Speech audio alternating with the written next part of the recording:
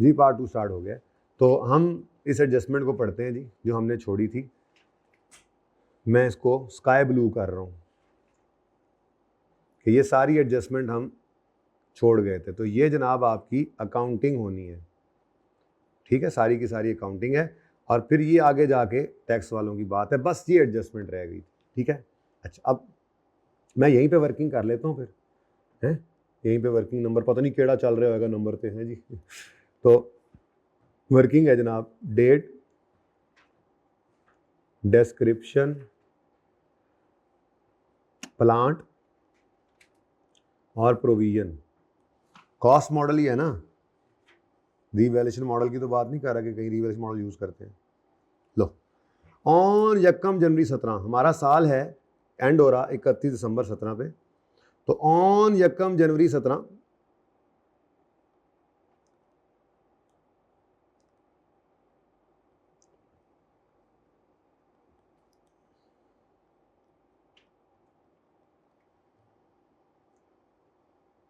Plant जिसकी cost थी 250 वो हमने खरीदा, लेकिन हम अभी ब्रैकेट में लिखेंगे, अब तो हम पढ़ आए हैं, ठीक है। अच्छा, आगे कहता है स्प्रिंग और स्प्रिंग सैड तो नजर आए, कहता है it has been depreciated using straight line basis over a useful life of 6 years. RL is also obligation है to incur decommissioning cost of 50 million at the end of useful life of plant. 50 million की decommissioning cost और applicable rate 8%। तो ये तो and पर 50 देना है ना, इसकी वैल्यू प्रेजेंट वैल्यू तो आज निकालो। तो 50 into 1.08 raise to power minus, कितने साल पीछे बुलाना है, 6 जी, 31.5, ये ऐड कर दो प्लांट की कॉस्ट में भी और प्रोविजन में भी आ गया जी, 281 पॉइंट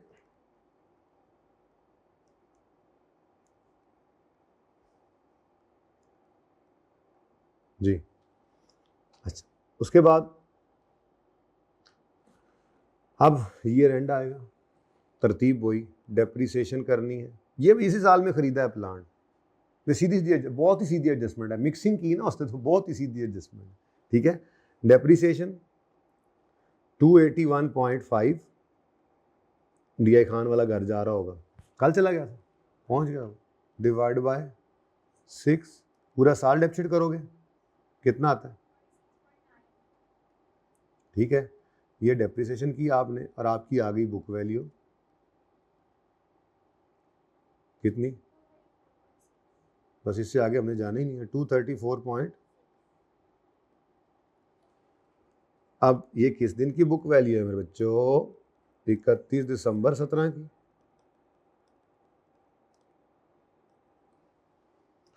तो शुक्र है डीकमीशनिंग ईद से पहले पहले पूरा होगा, अब ईद के बाद हम कंसल्टेशन शुरू कर सकेंगे, ठीक है।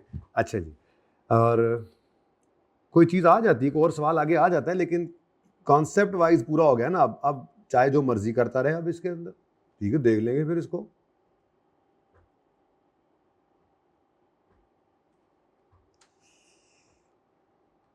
जी, तो 50 अपनी जगह कायम है, कोई चेंज नहीं है इसमें, कोई चेंज नहीं है इसमें, बस वक्त बदला है। तो वक्त का बदलना तो सिर्फ इंटरेस्ट का बायस बनता है जी, 34।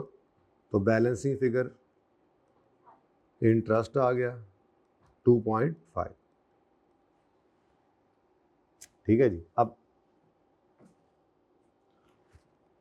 मेरा दिल है मैं ज़रा ना आपको करंट टैक्स भी सामने कर दूं, इसके बाद फिर सवाल की रिक्वायरमेंट तो हो ही जाएगी। करंट टैक्स में 17, 18, पहले 17 की बात ही कर लेते हैं, मेरा दिल है कि एंड तक ले जाएं इसको, ठीक है। अच्छा, अब करंट टैक्स की वर्किंग में आपने प्रॉफिट की फिगर तक आते आते, पीबीटी कितना था वैसे, पीबीटी सवाल में गिवन है, गिवन ही नहीं है, तभी तो करंट टैक्स की वर्किंग भी नहीं हो सकती थी, वर्किंग करनी भी नहीं थी ना, वर्किंग हो भी नहीं सकती थी, अगर करनी पड़ती तो करंट पीबीटी ही नहीं था हमारे सवाल के अंदर, और ठीक है, क्योंकि रिक्वायरमेंट सवाल की क्या थी, deferred tax liability slash asset निकालो, ठीक है। तो पीबीटी कोई नहीं था मेरे पास। खैर चलो, पीबीटी तक आते आते हम क्या कर चुके हैं आप बताओ। 46 की डेप्शन और ₹2.5 का इंटरेस्ट। टैक्स वाले तो डेप्रिसिएशन रेट्स अपने दे रहे हैं। Tax डेप्शन on all owned fix asset is 10% on reducing balance method. वो तो शुक्र है पहला साल है प्लांट का, तो रिड्यूसिंग बैलेंस चाहे स्ट्रेट लाइन है, फिर वो उसका दिन भी पहला ही है, तो उसमें भी कोई मसला नहीं है। ठीक है, तो बहरहाल डेप्रिसिएशन जो टैक्स वालों की है वो हमें अलाउ होगी, और अकाउंटिंग वालों की डेप्शन जो है वो रिवर्स करनी पड़ेगी। तो ऐड कर देते होते हैं हम अकाउंटिंग डेप्रिसिएशन कितनी 6.46.9 ये ऐड हो गई, और लेस करेंगे हम टैक्स डेप्रिसिएशन। अब वो टैक्स डेप्रिसिएशन तो बड़ा आसान है। टैक्स डेप्रिसिएशन तो कैसे निकालोगे बोलो भाई? वो 250 को मानते हैं, सिर्फ 250 को मानते हैं जी। वो तो प्रोविजन को मानते नहीं, तो उनके हिसाब से तो कॉस्ट कितनी है 250, तो हमने बढ़ा के 281 कैसे किया? प्रोविजन ऐड करके, IAS 16 की मान के। ठीक है, फिर उसका कितने परसेंट जी? तो ये क्या बन गया? ये पता नहीं क्या बन गया, मक्खी सी बन जानी है अभी। ठीक है, 25। तो ये डेप्रिसिएशन आपको टैक्स वालों ने अलाउ कर देनी। फिर आपने एक इंटरेस्ट रिकॉर्ड किया है भाई, किस चीज का इंटरेस्ट है?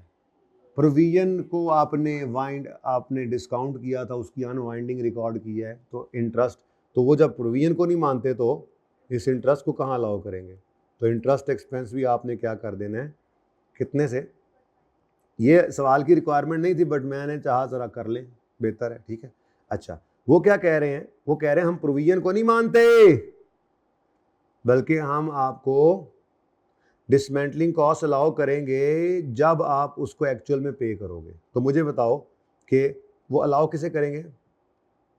प्रोविजन जब पे करेंगे, तो मुझे बताओ डिसमेंटलिंग कितनी पे किया आपने? डिसमेंटलिंग पेड कितनी है जी? कोई नहीं, कोई नहीं, कोई नहीं है मेरे साथ। ठीक है, तो बस फिर यहाँ पे कहानी हो जाएगी ख़त्म। ठीक है जी। अच्छा, अब आते हैं हम डेफर्ड टैक्स की तरफ। डेफर्ड टैक्स की वर्किंग तो मेरे पास मौजूद है। ठीक है, वो तो वहीं जाके करता हूँ। ये तो मैंने वैसे ज़रा करंट टैक्स की बात सोचा कर ले। अब डेफर्ड टैक्स में कैरिंग अमाउंट जाती है और टैक्स बेस जाती है। मेरे एसेट की कैरिंग अमाउंट है 234.6, तो मैंने यहाँ पे आकर लिखा प्लांट के आगे 234.6। वर्किंग का रेफरेंस दे देना प्लीज़, वर्किंग नंबर जो भी है। ठीक है, टैक्स बेस कितनी होगी? टैक्स वाले क्या कहते थे? हमने कहा था जी, टैक्स वालों ने तो कहा 250 का एसेट है और 25 जब डेबिट करने थे, तो उन्होंने अपने हिसाब से क्या रखा हुआ इसको 225। तो इसको वर्किंग नंबर, ये भी एक वर्किंग ही थी, बस वर्किंग जो भी नंबर होगा आप वो लगा देना, मैं सिर्फ वर्किंग लिख रहा हूँ। इसको वर्किंग का रेफरेंस दो। ठीक है, और इसकी भी ये छोटी सी वर्किंग यहीं पे कर लो या वहीं पे कर लो, आपकी मर्जी है। डेप्रिसिएशन जहाँ निकाली हुई है, ठीक है, या यहीं ब्रैकेट में कर सकते हो आप, कोई मसला नहीं। बहरहाल मुझे बताओ डिफरेंस कितना आ गया? 9.6 का डिफरेंस है। टैक्सेबल है, डिडक्टेबल है। कैरिंग अमाउंट ज़्यादा है टैक्स बेस से, तो टैक्सेबल टेम्परेरी डिफरेंस, कोई रेट चेंज वगैरह नहीं था, तो 30% ही, और 2.9 की डेफर टैक्स लायबिलिटी। उसके बाद अगली चीज है हमारे पास प्रोविजन। प्रोविजन का क्लोजिंग कैरिंग अमाउंट आ रही है 34। हमारे हिसाब से ये कितनी है जी? 34। इसको भी उसी रेफर कर देंगे उसी वर्किंग के साथ। ठीक है, जबकि टैक्स वाले इसको मानते ही नहीं, तो फिर ये 34 का डिफरेंस आ गया। लाइबिलिटी की कैरिंग अमाउंट ज़्यादा है टैक्स बेस से, तो डिडक्टेबल टेम्परेरी डिफरेंस 30% लगा। ये जगह छोड़ी थी, आपसे भी छुड़वाई थी सोल्यूशन में, वहीं पे जाके लिखें घर पे। ठीक है जी, 10.2 का डेफर टैक्स एसेट, और टोटल कर दो अब यहाँ से काम शुरू करके। सवाल हमारा पूरा हो गया आखिरकार।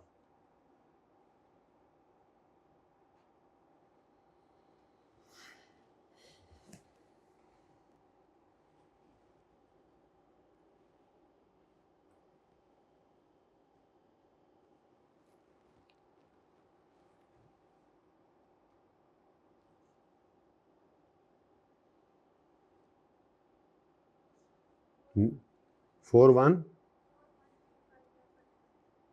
एसिड है जी, सही है, बुक से जाके देख लें सोल्यूशन एकदम।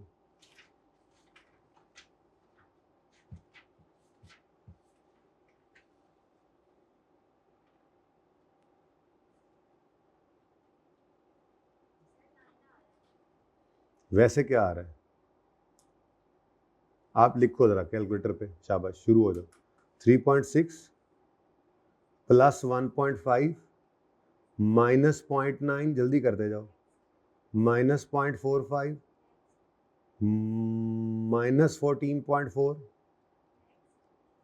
Plus 14.7 plus 15 minus 22 minus 2.9 plus 10.2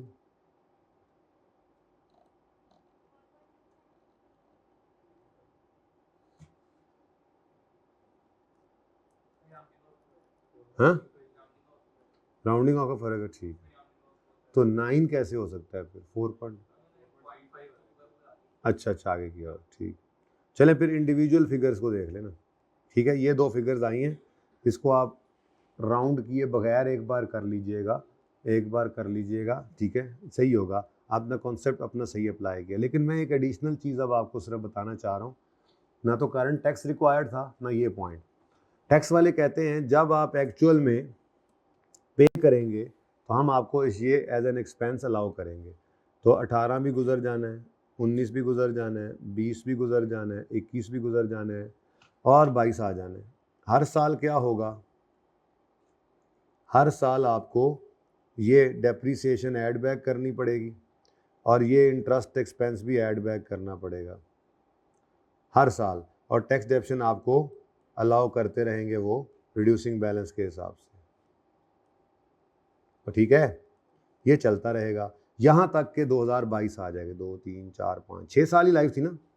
अब जब 2022 आएगा तो आप एक्चुअल में कितने रुपए पे करेंगे, पूरा 50। ये ग्रो करते करते 6 साल के एंड पे 50 हो जाएगा। आप उस वक्त जाके एंट्री करेंगे provision debit cash credit, tax वाले कहेंगे अलाउड एज अ डिडक्शन, ये अब अलाउड है। तो जाकर कहीं 2022 में ये पूरा 50 इकट्ठा ही। तो इसलिए ये ना कहना कि ये परमानेंट डिफरेंस है। प्रोविजन में कैसे आपने सर कह दिया कि परमानेंट डिफरेंस, टेम्परेरी डिफरेंस है, ये है ही टेम्परेरी। देख लो आप कि हमने इस 50 को 2 तरीके से एक्सपेंस बनाया है। इसको, इसकी प्रेजेंट वैल्यू को एसिड में ऐड कर दिया, जो कि डेप्रीसिएशन के जरिए हमने एक्सपेंस बनाना था, ऐसे ही है। ये 31.5 एसिड में ऐड हो गया ना, 281.5 हो गया, 281.5 डेप्रिशिएट होता रहा, तो हमने एक्सपेंस बनाया इसको 31.5 को हमने एक्सपेंस बनाया डेप्रिसिएशन के जरिए, और जो बाकी का फर्क होता है उसको हम एक्सपेंस बनाते हैं। है वही 50, है ये भी वही 50। टैक्स वाले एक ही दफ़ा 50 अलाउ कर देते हैं। तो ये क्या है फिर, टेम्परेरी डिफरेंस, ठीक है। तो ये थोड़ा सा एडिशनल बात थी, ये कॉन्सेप्ट अभी इसमें ज़रूरत नहीं थी सवाल के अंदर, लेकिन चले थोड़ा सा इस्तेमाल कर लिया हमने दिमाग, ठीक है जी। चलें आ जाए जी, MC पिक्चर लेनी है तो लेने, जल्दी करें लेकिन।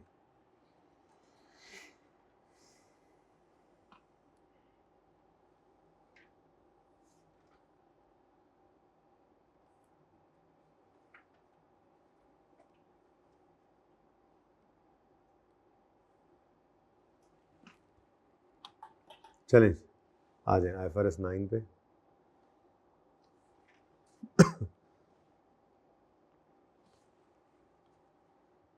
अच्छा जी, आप लोगों को आज लेक्चर अवेलेबल किया है, उसके बारे में भी ज़रा सुन लें। वो कल करना था लेकिन नहीं कर सकता, फिर आज कर दिया। कोई मसला है?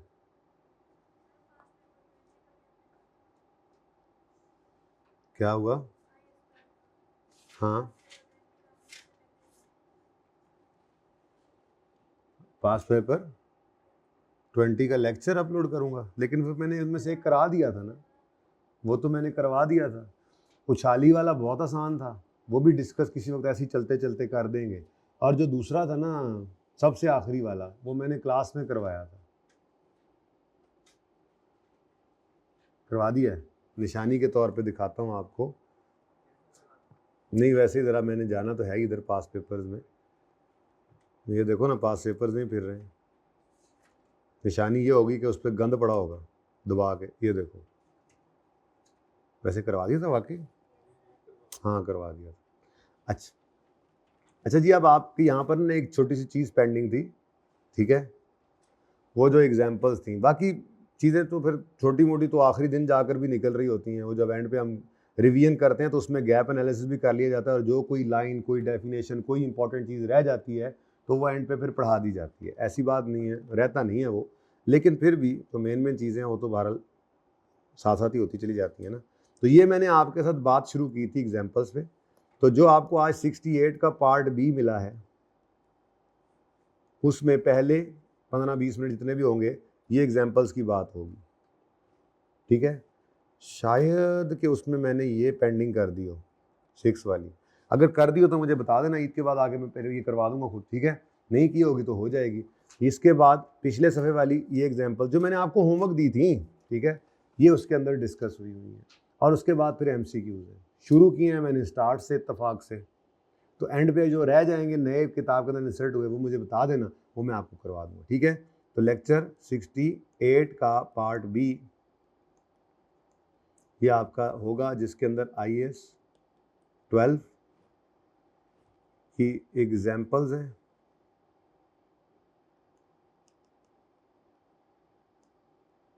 पेज नंबर 316 ऑन एंड 317, और दूसरा है MCQs है। अच्छा, अब MCQs अपनी पेज नंबर्स के हिसाब से जाइएगा किताब पे, तो पुराना लेक्चर है जाहिर सी बात है, उसमें पेज नंबर्स आगे पीछे हो सकते हैं, ठीक है। तो ये आपका पार्ट बी है, ये ले लीजिएगा किसी वक्त, मेहरबानी आपकी, आज में ही, आज में या कल में, ठीक है। ईदो पहले पहले लेना, ईदो बाद नहीं करना, ठीक। चलो अच्छा जी, IFRS 9 के MCQs फटकाओ फटाफट।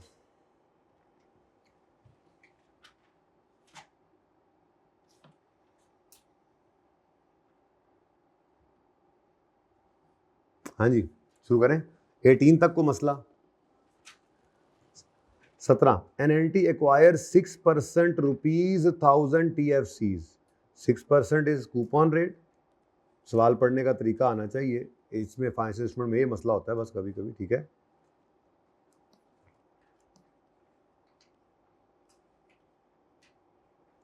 और 1000 इज द फेस वैल्यू।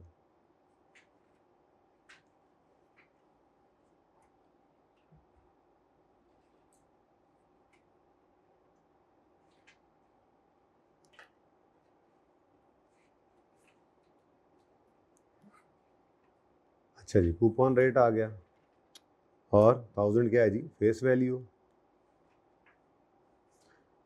और फाइनेंशियल एसेट फॉर ₹970, एंटिटी ने खरीदा है 1000 वाला TFC 970 का, एक ही खरीदा होगा, या ईयर एंड के स्टार्ट में। Interest receivable annually in arrear, TFC is redeemable at the end of year 3 at a premium of financial asset is measured at amortized cost, effective interest rate is इतना, calculate closing statement of financial position figure. इसका मतलब सारा कुछ ही करना पड़ना है, बस redemption value की जरूरत नहीं है। ओह ईयर 2 पे, हाँ फिर भी रिडेम्पशन की जरूरत नहीं है, ठीक है। तो debt description, sorry debt, interest, income at the rate of effective rate कितना है 8.1%, और इंटरेस्ट रिसीव यानी cash receive at the rate of 6%, और बैलेंस। अब एक्वायर किया उन्होंने, परचेज किया उन्होंने, इन्वेस्टमेंट इन डिबेंचर्स है, ठीक है। तो इन्वेस्टमेंट है तो आपने उसको purchase price plus transaction cost पे रिकॉर्ड करना है। तो 970 प्लस 0, कोई नहीं ट्रांजैक्शन कॉस्ट पूरे सवाल में, ठीक है। तो ये 970 से काम शुरू हो गया। यकम जनवरी ईयर 1, ठीक है। फिर आएगा जनाब 31 दिसंबर ईयर 1, तो 970 पे 8.1 लगाएं, और ये 6% आपने लगाना है 1000 पर, 60 बैलेंस, उसके बाद 31 दिसंबर ईयर 2 जी, और 1009, तो 1009 ऑप्शन कोई नहीं है, 1009 आ गया, फिल इन द ब्लैंक है। ठीक, बस मैं भी आ रहा हूँ पीछे पीछे आप। अल्लाह। अच्छा जी, नेक्स्ट। ऑन यकम January 18 silver limited purchase 40,000 rupees 10 listed equity shares. ये नंबर ऑफ शेयर्स है, ये क्या है जी, नंबर ऑफ शेयर्स है, ये इनकी क्या है जी, face value, par value.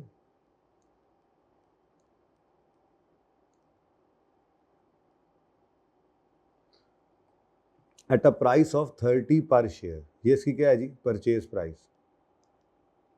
Irrecoverable election was made to recognise the asset at fair value through irrevocable election. जाहिर है लॉन्ग टर्म के लिए लिए होंगे तभी वो इलेक्शन का ऑप्शन मिला होगा, इलेक्शन उन्होंने कर लिया इररिवोकेबल। ट्रांजैक्शन कॉस्ट 30,000 की है, कैपिटलाइज करेंगे, purchase price plus transaction cost पे आने। At the year and the shares were trading at 60 पर शेयर, फेयर वैल्यू होगी। What amount in respect of these shares will be shown under investment in equity instrument in the statement of. अब इतनी लंबी कहानी में से सिर्फ आपने क्या ढूंढना था, 40,000 शेयर्स इंटू 60, धोखा नहीं खाना था। पूरी कहानी तो क्या है, पूरी कहानी है, शुरू हो जाओ, इन्वेस्टमेंट शेयर्स का लेजर बनाओ, परचेज प्राइस है 30 इंटू 40,000 प्लस 30,000 की ट्रांजेक्शन कॉस्ट, फिर ईयर एंड के ऊपर फेयर वैल्यू निकालो, गेन लॉस निकालो। पागल है क्या? अच्छा करके दिखाओ, सारी बात समझ आ रही है सबको, समझ आ रही है कि करके दिखाऊं, ये समझ आ रही है बात, पक्की बात है ना? हाँ, तो ये पागलों की तरह नहीं शुरू हो जाना, सामने नजर आ रहा है वो क्या कह रहा है कि कौन सी अमाउंट इन शेयर्स की पीएन बैलेंस शीट के अंदर इन्वेस्टमेंट इन इक्विटी के हेड में नजर आएगी, तो वो तो क्लोजिंग, अगर fair value through profit and loss है या फेयर वैल्यू थ्रू ओसीआई है, हमने फेयर वैल्यू पर उठाकर रखना होता है अपनी इन इन्वेस्टमेंट्स को, गेन लॉस कहाँ लेके जाना है, ओसीआई में। तो बैलेंस शीट में तो उसने फेयर वैल्यू पे नजर आना है, तो फिर ये डायरेक्ट यहाँ से 40,000 इंटू 60 करें, आंसर इज जी 2.4 मिलियन। यहीं पे ब्रैकेट में वर्किंग शो कर देता हूँ मैं, पेपर में वर्किंग की जरूरत नहीं होती है, ठीक है। अस्कर को तो बुला दें भाई, मैसेज कर दें।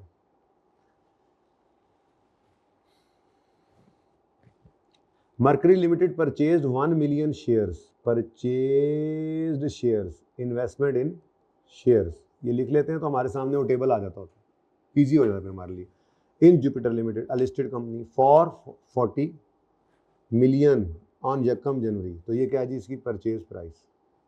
Bye the end of year 31 दिसंबर 17 पे fair value of Jupiter limited shares had move to 48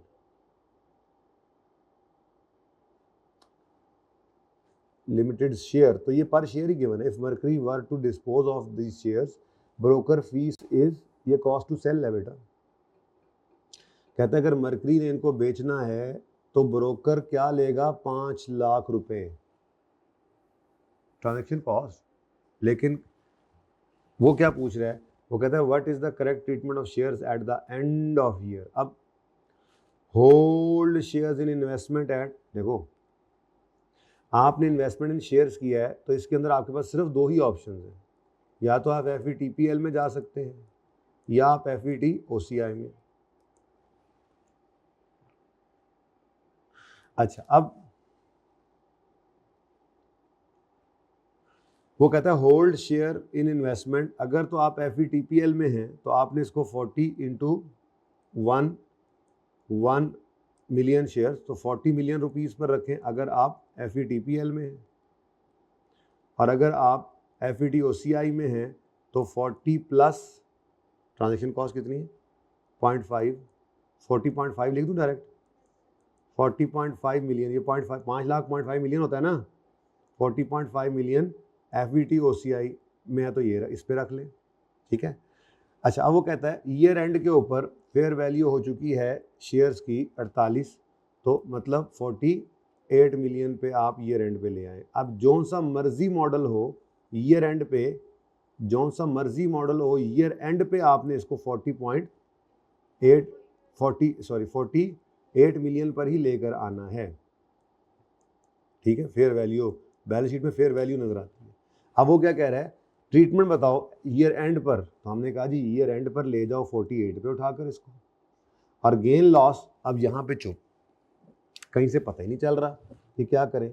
अब देखो शेयर्स के अंदर डिफॉल्ट कैटेगरी क्या है, देखो ना, अगर शॉर्ट टर्म के लिए ये शेयर्स हैं फिर FVTPL है, और अगर ये शॉर्ट टर्म के लिए नहीं है, लॉन्ग टर्म के लिए है, तब भी ऑप्शन तो उसको बताना पड़ता है कि इररिवोकेबल इलेक्शन हमने कर लिया है थ्रू, वरना तो यहाँ पर वो लिख भी देता लॉन्ग टर्म के लिए हैं, तब भी हम इस चीज़ को ढूंढते हैं कि कहीं ये इसने दावा किया हुआ कि मैंने इररिवोकेबली इसको इलेक्ट किया through OCI।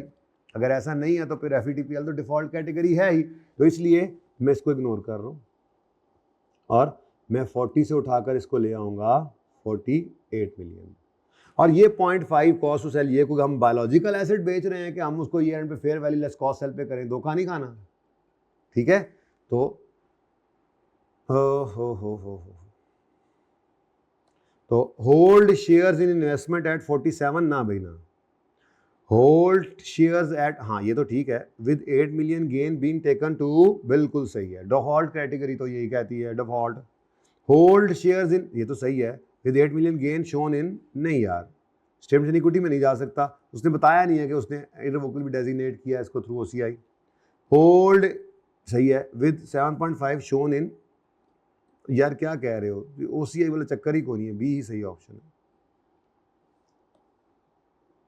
14 iron limited has 5% ₹30 million redeemable preference shares in issue, coupon rate है, और ये क्या इसकी फेस वैल्यू ₹30 मिलियन, ये नंबर ऑफ शेयर्स नहीं है, नंबर ऑफ शेयर्स नहीं, जो कि 5 साल में रिडीम होंगे। हाँ शेयर्स हैं पर नाम की शेयर्स हैं, प्रेफरेंस शेयर्स वो भी कौन से वाले हैं, तो ये तो लाइबिलिटी होती है। How should the preference share capital and preference dividend be presented in financial statements, ये तो आपको रिवाइज नहीं कराया, लेकिन ये इंट्रो का कॉन्सेप्ट है।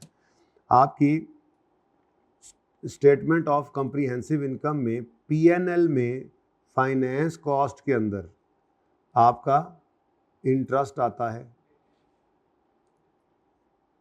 इंटरेस्ट आता है लोन वाला भी,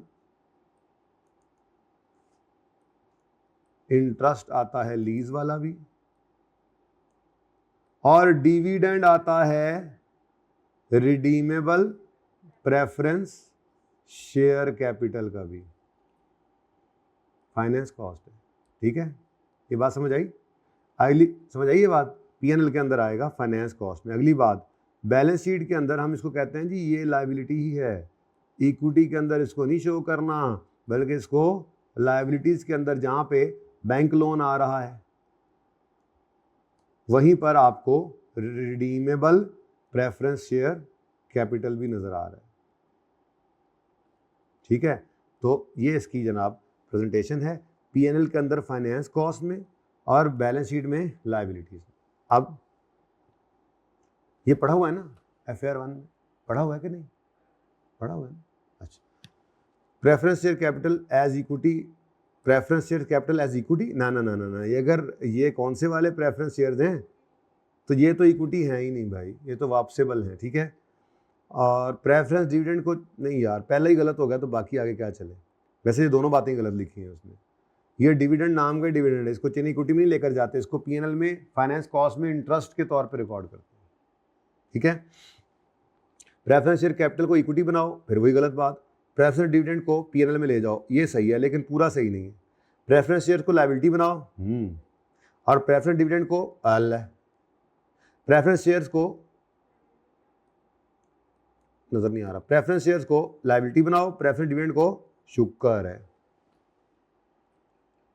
तो FR 1 भी काम आ गया। 13 जी, निकल limited is uncertain of how to treat professional fees, for which of the following investment should professional fee be capitalized as part, not को अभी हटा दो ना यार, सीधा सीधा पढ़ लें, आप ना काट देना पर्चे में, बात से समझ में आएगी। तो किस में प्रोफेशनल फीस किसे कहते हैं जी, ट्रांजैक्शन कॉस्ट। तो ट्रांजैक्शन कॉस्ट किस मॉडल में इनिशियल वैल्यू के अंदर ऐड करनी है, acquisition of patent, acquisition of patent में ट्रांजैक्शन कॉस्ट ऐड हुआ करती थी। अब ये ना समझो कि ये IFRS 9 चल रहा है। अब ये ओवरऑल अकाउंटिंग में पूछ रहे हैं कि आप अगर कोई प्रोफेशनल फीस जो है वो इनकर करते हैं और आपने कोई इंटेंजिबल एसेट खरीदा है, उसके ऊपर कोई प्रोफेशनल फीस आपकी लगी है, कोई आपने एक्सपर्ट साथ ले गए थे उस इंटेंजिबल को पेटेंट को चेक करने के लिए, उसने आपसे फीस लिया है, तो वो ज़रूरी खर्चा नहीं है, वो तो एसेट कॉस्ट में ऐड होगा। ठीक। Acquisition of investment property, acquisition of fair value through OCI, yes. Acquisition of fair value through नहीं। अब उसने क्या कहा था, किस में नहीं होनी, डी में नहीं। ठीक है। In order to be a debt instrument at amortized cost, which two of the following tests must be applied? Fair value test? नहीं. Contractual cash flow characteristic test? Investment appraisal test? Business model test? तो B और D.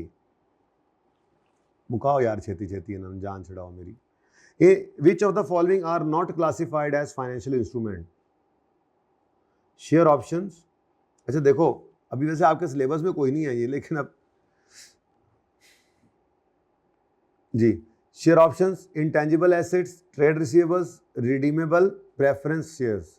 Redeemable preference shares financial instrument हैं, क्योंकि ये एक ही किताबों में financial liability, दूसरे किताबों में फाइनेंशियल एसेट या इक्विटी जो है वो कर रहे होंगे रेस। अब मिसाल के तौर पे किसी ने ये शेयर्स खरीदे तो उसका फाइनेंशियल एसेट है, दूसरे की ये फाइनेंशियल लायबिलिटी है, क्योंकि ये लायबिलिटी होती है वैसे भी रिडीमेबल वाले, तो ये तो फाइनेंशियल इंस्ट्रूमेंट है, हमने डेफिनेशन पढ़ी थी। ट्रेड रिसीवेबल्स बिल्कुल फाइनेंशियल एसेट है, ठीक है, क्योंकि हमने फाइनेंशियल एसेट की डेफिनेशन पढ़ी थी, money, contractual right to receive cash या कॉन्ट्रेक्चुअल राइट टू एक्सचेंज जब वो फेवरेबल हो जाए। याद आया कुछ? तो ये दोनों ही कॉन्ट्रेक्चुअल राइट टू रिसीव और पे हो सकते हैं। इंटेंजिबल नहीं, ये तो मॉनिटरी भी नहीं है और फाइनेंशियल एसेट भी नहीं है। याद है आपको, मैंने थोड़ी सी बात की थी, क्योंकि क्या ये इंटेंजिबल एसेट मनी है? क्या ये contractual right to receive cash है? क्या ये कोई ऐसी एक्सचेंज की ट्रांजैक्शन है जो फेवरेबल होने जा रही है? तो ऐसी तो कोई बात भी नहीं नजर आई, तो इसका मतलब ये नहीं है। शेयर ऑप्शंस क्या हैं जी? ये कॉन्ट्रेक्चुअल राइट टू रिसीव, ये कैश खुद नहीं है, लेकिन these are just like shares, ये भी ट्रेड होते हैं, शेयर ऑप्शन भी आप बेच सकते हैं, ठीक है। तो ये एक ऐसा ऑप्शन है जिससे आपको फेवरेबल, इससे फ़ायदा हो सकता है, फ़ायदा हो रहा होगा, बेच के निकल सकते हैं। तो इंटेंजिबल एसेट जो है वो फाइनेंशियल इंस्ट्रूमेंट नहीं है, ठीक है। बहरहाल समझ आ गया तो ठीक है, नहीं तो कोई बात नहीं। ऑन यकम January 11 oxygen limited purchase a debt instrument for its fair value of 5 lakh. कब, कितने का खरीदा है उन्होंने? 5। It has a principal amount of 550 and was due to mature in 5 years. The debt instrument carries fixed interest of 6% paid annually in arrear and has an effective interest rate of 8% held at amortized cost. अच्छा, अब requirement अब आई है। At what amount will the debt instrument be shown in statement of financial position? बेटा यार इसको तो homework में कर लो, अब बहुत सिंपल है। हमने खरीदा, अब डिस्काउंट पे है, ठीक है, तो 5 लाख से अमोर्टाइजिंग स्केड्यूल शुरू कर दो, 8% इफेक्टिव है, ऐड करी जाओ, 6% फेस वैल्यू का, फेस वैल्यू क्या है? प्रिंसिपल वैल्यू, पार वैल्यू, ये 550 माइनस करते जाना, कर लोगे ना working. How does IFRS 9 require investment in equity instrument to be measured at and accounted for in the absence of any election at initial recognition? अगर investment इन shares है और कोई इलेक्शन नहीं है, तो अभी तो देख कर आ रहे हैं कोर MCQ, किस में करेंगे? Fair value with changes going through profit and loss, सही। Fair value changes going through नहीं, मोटाइज को नहीं, ए, ठीक है जी, कोई नहीं रह गया, बस कुछ नहीं रह गया। जो कैलकुलेशन वाले आएंगे मैं आपको दे दूंगा, ठीक है। अब 5% debenture was issued on 1 April at a total face value of 20 million. Direct cost of issue were 5 lakh. तो इशू किया है हमने, तो हमने लोन लिया है, टोटल फेस वैल्यू ऑफ, तो फेस वैल्यू भी वही है और इशू भी उसी पे ही किया है, देख लो लिखा हुआ है 5% कूपन रेट वाले डिबेंचर्स को हमने इशू किया 1 अप्रैल को at total face value of this, issue भी इसी पे किया है। डायरेक्ट कॉस्ट है, ट्रांजेक्शन कॉस्ट आ गई। डिबेंचर्स 31 मार्च 13 पे जाकर रिडीम होंगे at substantial premium, effective interest rate है 10%। What amount will the debenture appear, यार ये भी हो जाने वाला सवाल, वर्किंग करोगे उसी तरह से, ये जिन्होंने नहीं किया अभी तक वो करेंगे, जिन्होंने कर लिया हुआ अच्छी बात है, ठीक है। Sodium Limited purchased a debt instrument which will mature in 5 years. SL intends to hold the debt instrument to, अब खरीदा है debt, investment in debentures purchased, ठीक है, ये फौरन लिख लिया करो अपने पास, इन्वेस्टमेंट इन डिवेंचर्स, ताकि आपके दिमाग में नक्शा आ जाए। टू कलेक्ट इंटरेस्ट, ठीक है, तो मेच्योरिटी तक रखना है, तो अमोर्टाइज कॉस्ट इसका डिफॉल्ट क्या है, amortise cost. How should this debt instrument be measured in financial statement? As a financial liability? नहीं। As a financial? नहीं। Financial asset? Yes. At fair value through PNL? नहीं, ये तो इलेक्शन करना पड़ता है। Financial asset at amortised cost. कितने आसान एमसीक्यूज होते हैं। If a company had incurred, और देखो पास पेपर वाले तो आप फौरन कर गए थे, तैयार है अब आपका ये टॉपिक, इंशाल्लाह गर्मा गर्म टॉपिक तैयार है, ठीक है। If a company had incurred transaction cost in issuing debentures, how should these have been?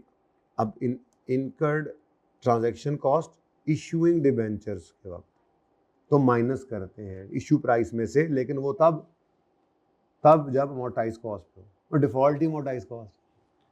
तो ऐड कर दो प्रोसीड्स ऑफ डिबेंचर में, नहीं। डिडक्ट करो from proceed, yes. Amortise over मतलब एसेट बना के, नहीं। चार्ज, नहीं। तो B is the correct option. आखिरी सफा आ गया जी। For which category of financial instrument are transaction cost excluded from initial value? कि फाइनेंशियल ट्रांजैक्शन कॉस्ट किस में शामिल नहीं करनी बल्कि एक्सपेंस आउट करनी है? फाइनेंशियल इंस्ट्रूमेंट की किस कैटेगरी में? लायबिलिटीज एट अमोर्टाइज कॉस्ट में, तो इसको पीएनएल में नहीं लेके जाते बल्कि माइनस करते हैं। एसेट एट एफईटीपीएल, हाँ, इसमें एक्सपेंस आउट करते हैं, एसेट की इनिशियल वैल्यू में नहीं डालते। Financial asset at fair value through, नहीं, इसमें भी कैपिटलाइज करते हैं, पीएनएल में लेके नहीं जाते। एसेट नहीं, तो कौन सा है जी? B. Copper Limited purchased an investment of 15,000 shares on Yakam August at a cost of 65, which Copper intends to sell in short term. Transaction cost है इतनी, एट 30 सितंबर these shares are इतना, गेन है इन्वेस्टमेंट का, वो financial statement में कहाँ पे रिकॉर्ड होगा? पीएनएल में रिकॉर्ड होगा, और क्या? गेन कहाँ में रिकॉर्ड होगा? पीएनएल में। होमवर्क में कर लोगे ये देख ही लें, चले कि कर लोगे? ओके, हूँ छुट्टी दी पैगी इन्होंने। अच्छा जी। Diamond limited purchase 10,000 shares on यकम सितंबर 14, making election to use alternative treatment. भाई आपको बताया था परचेज्ड शेयर्स है ना, तो इन्वेस्टमेंट इन शेयर्स है, तो इन्वेस्टमेंट इन शेयर्स जो है उसकी डिफॉल्ट कैटेगरी क्या है? एफईटीपीएल। और इलेक्टिव मॉडल क्या है? इसको इलेक्टिव भी कहते हैं, इसको अल्टरनेट भी कहते हैं, ये पढ़ाया था मैंने आप। वो कौन सा है जी? FET OCI.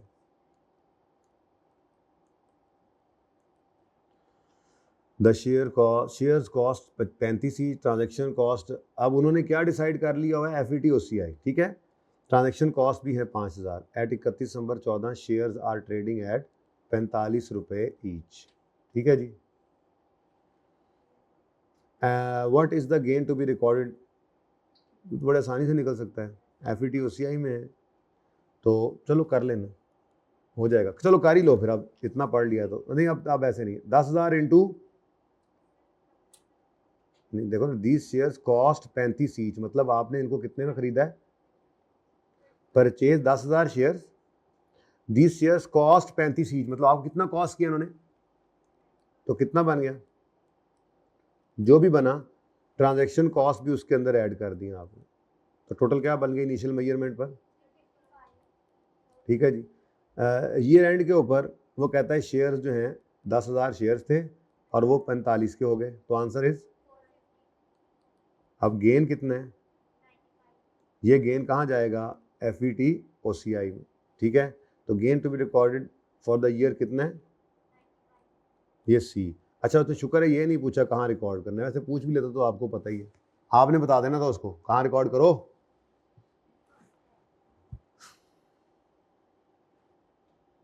चल next, what is the default classification of equity instrument? एफईटीपीएल।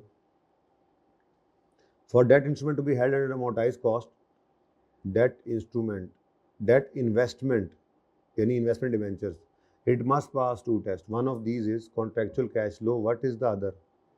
Business model test. ठीक है जी. तो इसी तरह से IFRS 8 के किसी वक्त भी करा दूंगा चलते चलते, लेकिन IAS 12 के MCQs बहुत इंपॉर्टेंट हैं. प्लीज़ उनका लेक्चर 68 भी आपने कर लेना. ठीक है जी. एडवांस ईद मुबारक. ज़िंदगी रही तो ईद के बाद होगी मुलाकात. अल्लाह हाफिज़.